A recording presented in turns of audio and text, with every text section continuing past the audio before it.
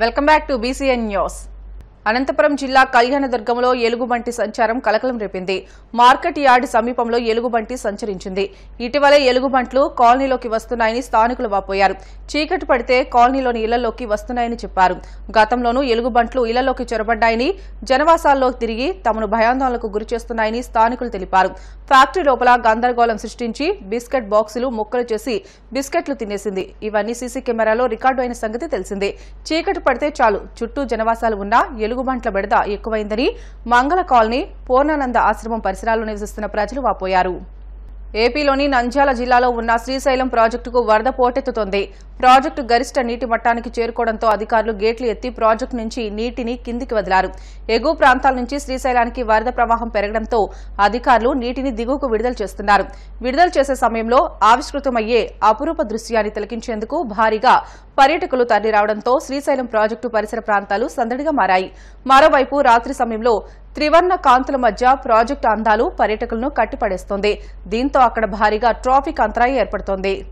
ఎస్సీల్లో ఉండే ఐక్యతను దెబ్బతీయాలనే కుట్రతో కేంద్ర రాష్ట ప్రభుత్వాలు వ్యవహరిస్తున్నాయని, సుప్రీంకోర్టు ద్వారా తన అభిప్రాయాన్ని వెలువడించేలా చేశాయని మాల మహానాడు జాతీయ అధ్యక్షులు ధనరాశి శ్యామ్ సుందర్ తెలియజేశారు.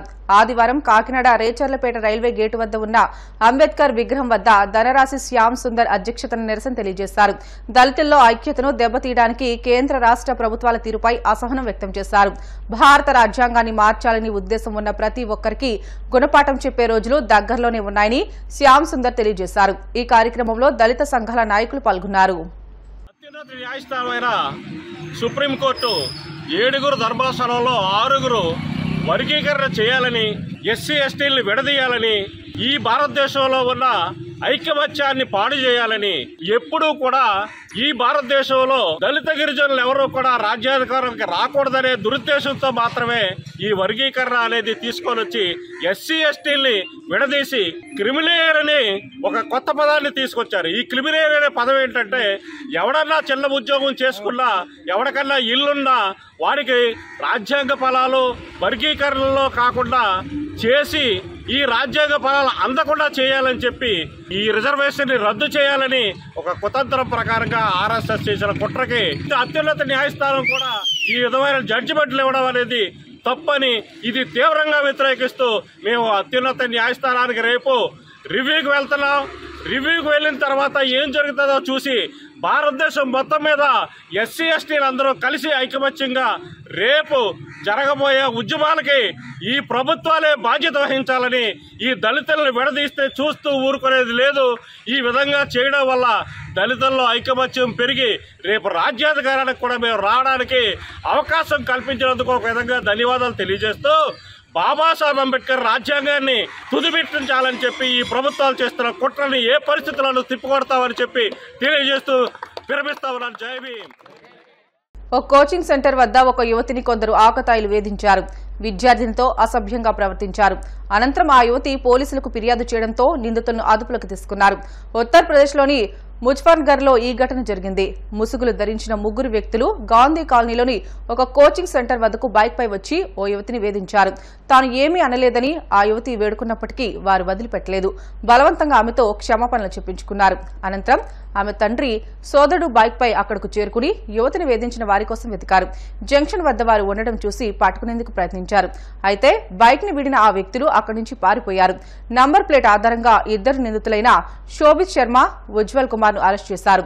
పోలీసులు వారిని చితక్కొట్టిన తర్వాత తమ భుజాలపై మోసుకెళ్లిన వీడియో క్లిప్ సోషల్ మీడియాలో వైరల్ అయ్యింది.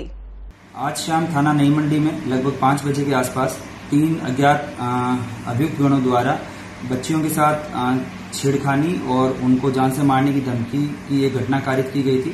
इसके संबंध में थाना नई मंडी पर तत्काल वादी से तहरीर प्राप्त कर सुसंगत धाराओं में मुकदमा पंजीकृत किया गया है और जो घटना स्थल है उसके आसपास लगे सीसीटीवी फुटेज के आधार पर अभियुक्त गणों की गिरफ्तारी और उनकी पहचान के लिए इसमें 2 टीमों को लगाया गया था। अभी तक इस प्रकरण में 1 अभियुक्त की गिरफ्तारी कर ली गई है और जो घटना में बाइक प्रयुक्त हुई थी उसको भी बरामद कर लिया गया है। इसके साथ साथ जो 2 अन्य अभियुक्तगण हैं उनकी गिरफ्तारी भी शीघ्र सुनिश्चित की जाएगी। उनके लिए टीमें लगातार दबिश दे रही है। मैं साथ में ये भी स्पष्ट करना चाहूंगा कि महिलाओं और बच्चियों की सुरक्षा मुजफ्फरनगर पुलिस की सर्वोच्च प्राथमिकता है और जो कोई इनकी सुरक्षा के साथ खिलवाड़ करने की कोशिश करेगा उनके खिलाफ कड़ी से कड़ी कार्रवाई जो है अमल में लाई जाएगी। వార్తలు ముగించే ముందు ముఖ్య అంశాలు మరొకసారి. రామాయపట్నం పోర్టు నిర్మాణాన్ని వచ్చే ఏడాది జూన్ నాటికి పూర్తి చేస్తామన్న మంత్రులు. 51% మేర పనులు పూర్తయినట్లు స్పష్టం.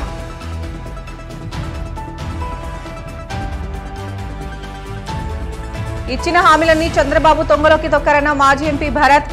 ప్రజలను నిలువునా మోసం చేశారంటూ ఆరోపణ.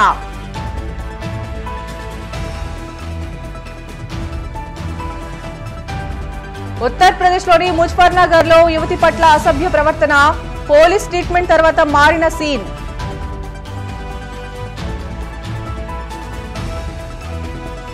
వర్గీకరణకు అనుకూలంగా సుప్రీంకోర్టు తీర్పునివ్వడంతో తెలంగాణ మంత్రి రాజనరసింహ హర్షం.